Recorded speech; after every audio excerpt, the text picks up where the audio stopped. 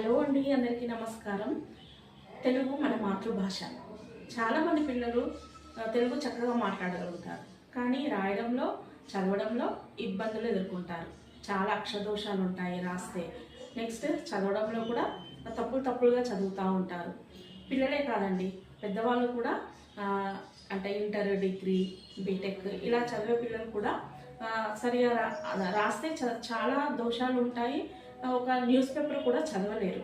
మరి దానికి main reason ఏంటంటే ఇప్పుడంతా కూడా ఇంగ్లీష్ మీడియం బ్యాక్గ్రౌండ్ కదండి. పిల్లలందరికీ కూడా ఇంగ్లీష్ మీడియంలోనే చదువుతున్నారు. ఇప్పుడు అసలు తెలుగు మీడియం స్కూల్స్ కూడా లేవు.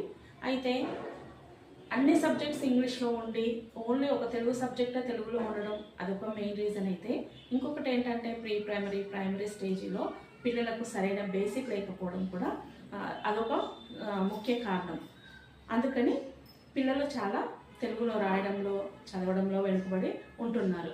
అయితే ఇక్కడ ఎవరైతే మీ పిల్లలకు తెలుగు నేర్పించాలి, చక్కగా రాయాలి, చదవడంలో ఎలాంటి ఇబ్బందులు ఉండకూడదు అనుకుంటున్నారో పిల్లలే కాదండి, ఇక్కడ పెద్దవాళ్ళు కూడా ఎవరైనా తెలుగు నేర్చుకోవాలి అనుకుంటే కనుక ఒక్కసారి నా ఛానల్ని చూడండి.